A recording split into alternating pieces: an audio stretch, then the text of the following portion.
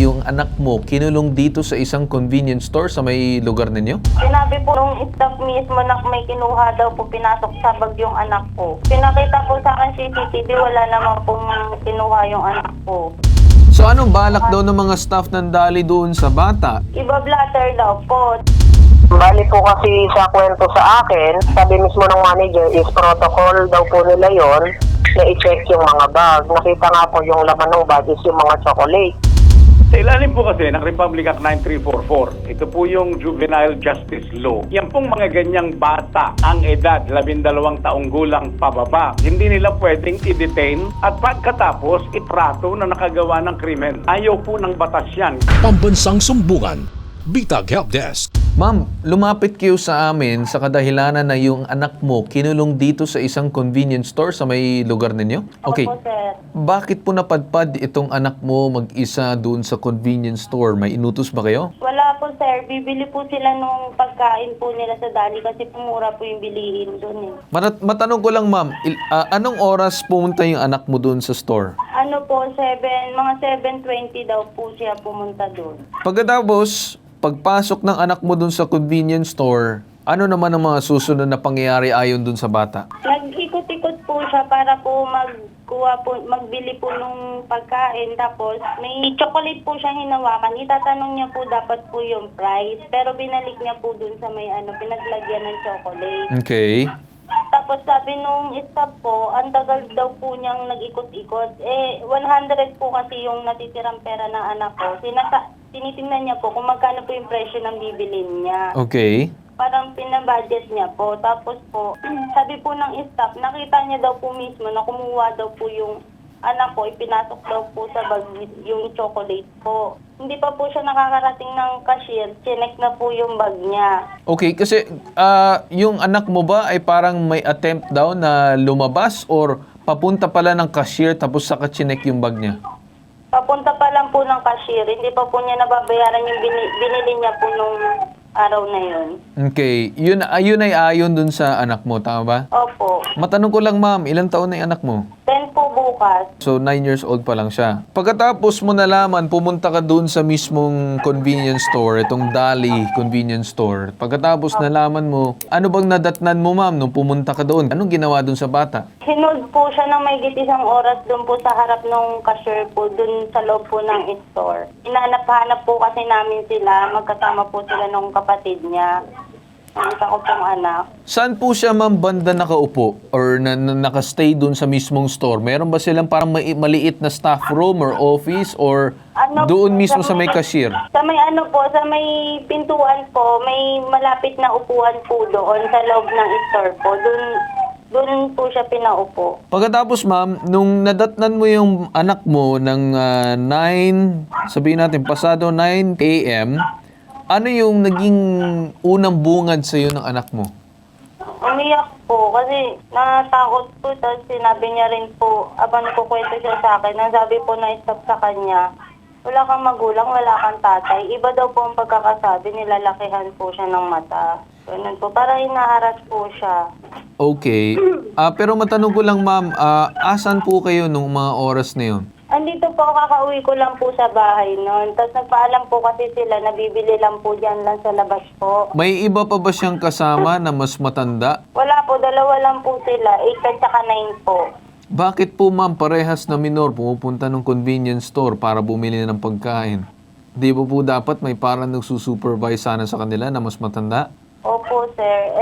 Yung time po kasi noon, ang paalam po nila, bibili lang po dito sa labas.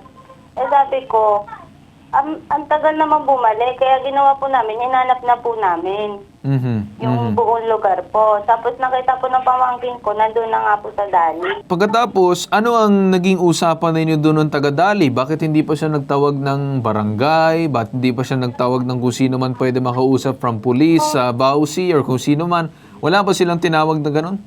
Wala po.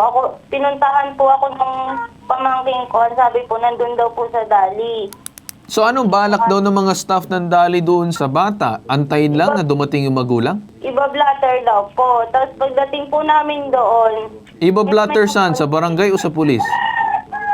sa barangay daw po. Yun po ang sabi nila. Kaya sabi namin, bata po yan, paano niyo iba-blatter? Aha, aha. Tapos po, maya-maya konti, dumating yung mga tanod.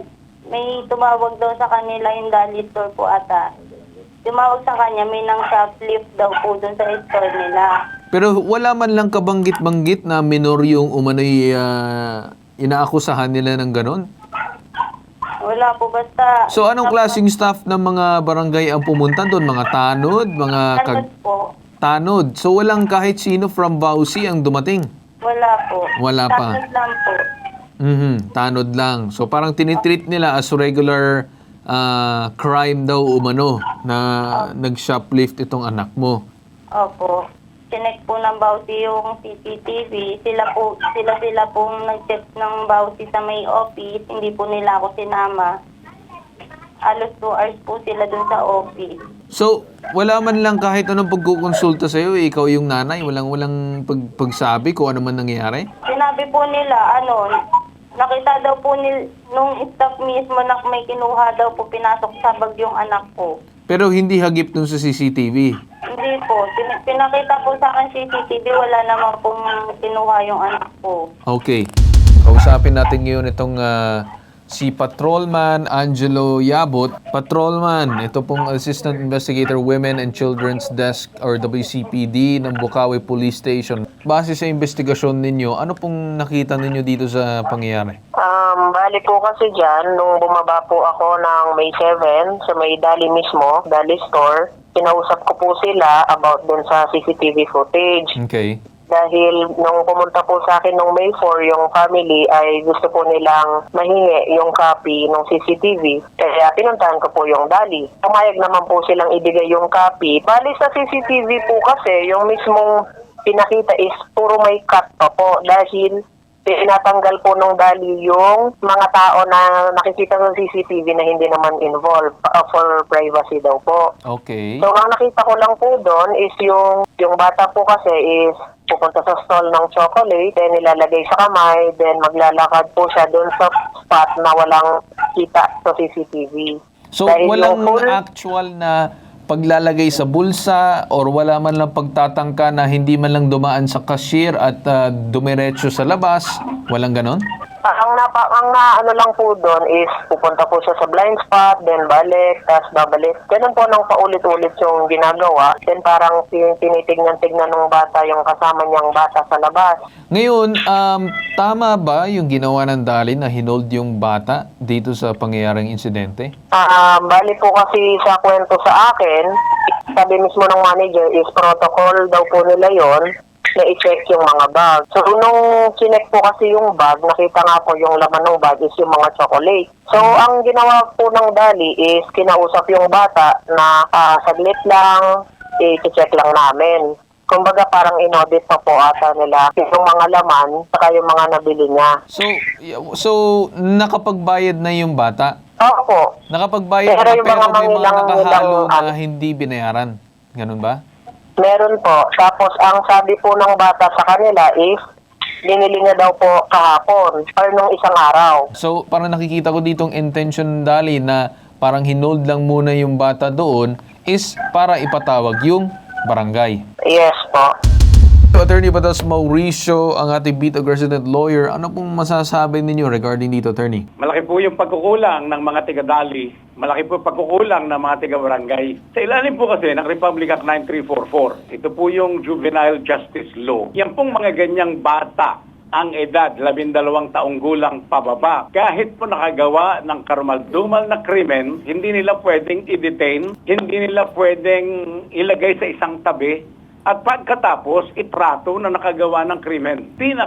Dapat pong ginagawa nila ayon sa Republic Act 9344, Juvenile Justice Law. Nagpatawag po sila kagad. Well, kung yung otoridad sa barangay, merong barangay, yung pong barangay at pagkatapos yung barangay, dadalhin po kagad yan sa MSWD. Ganun po yun, ginawang Cartulfo. Kung hindi po nasunod yan, abuso kontra bata, Republic Act 7610 ang kaharap ng Dali at ang kaharap ng sino pa man sa barangay. Siguro, Attorney, dapat ang ginawa nila, they should have double-checked first. May mga SKU naman yan, may mga number naman yan, barcode, check nila. If, let's say, item is already unlisted or purchased already. Considered as purchased. Now, kung sakaling hindi siya purchased, edi sana attorney, parang kinuha nila yung item na hindi pa na-purchase. Tapos, tinabi muna yon for the said. Tapos gumawa sila ng report or whatsoever. Pero, hinayaan na dapat nila ng bata kung may makukuha man na identification, then siguro kunan para lang after, then saka na sila magte-trace kung sino man magulang yun. Parang ganun, attorney, yung nakita ko.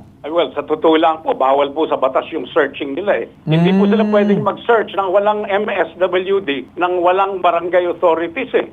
Bawal po yun. Lalo na po yan, maliwanag, 10 taong gulang yung bata. Parang itinuturing na po kaagad kasi nila na may krimeng naganap doon pala ang sa pagsasaliksik doon sa hawak na bag. Eh ayaw po ng batas yan, Ginoong Carl Tulfo. So, with that said, attorney, moving forward, ano pa pwede gawin itong mother? Kasi parang siya, she feels very offended, she feels talagang galit yung nanay towards dun sa ginawa ng mga taga-Dali. Well, napakarami po ng mga ganyang paglabag sa ating mga kabataan ngayon. Nakikita natin ang abuso. Pero may pasubali lang po doon sa magulang, Ginoong Carl Tulfo. Yes. Ang pasubali po dyan, at ito po sa inyong kapahintulutan, aking ipinatutungkol sa nanay at sa mga kamag-anak ng bata, 10 taon lamang po yan, bakit naman tinababayaan na mag-isa na gumagala sa mga ganyang lugar sa mga oras na napakaaga pa? So, ewan ko po kung anong dahilan ng magulang, pero yung magulang meron din pong pagkukulang dyan dahil yung pagwawalang bahala sa kapakanan ng bata na napakabata para sa pinapahintulutang gumala sa napakaagang oras ng araw. Naintindihan po natin, Ginoong Carl Tulfo, mga kababayan dito sa pambansang Sumbungan Bitag, yung pong sakit ng loob ng ina. Pero makakabuti pong sa akin pong paningin, hindi na po ito bilang abogado, kundi bilang ordinaryong mamamayan, nakabilang sa advokasya ni Ginoong Ben Tulfo, sa kalulutas ng mga suliranin. Ang akin pong nakikita dyan, kung po pwedeng pagpasensyahan na lang muna, maging aral po ito, at pagkatapos magbigay na lang ng parang pakiusap doon sa mga otoridad na sa susunod pag-ingatan nilang kanilang pagtrato sa mga bata. Sa akin po, pabayaan na lang po muna, magkagat na lang po ng labi, magpasensya, at ipanalangin o kaya magpasalamat na wala pong nangyari sa bata maliban dyan. Ginoong Carl Tulfo. Yes, tama, attorney, and I actually agree, no? That's something I was also pointing out kanina. Bakit 8 years old at 9 years old, kahit man sabihin natin, nandyan lang sa kabilang kanto yan, ay hinahayaan na bumili na silang dalawa lang. Hindi natin alam kung anong posibleng magawa sa kanila. So, ang nakikita natin dito, attorney, yung epekto ng problema.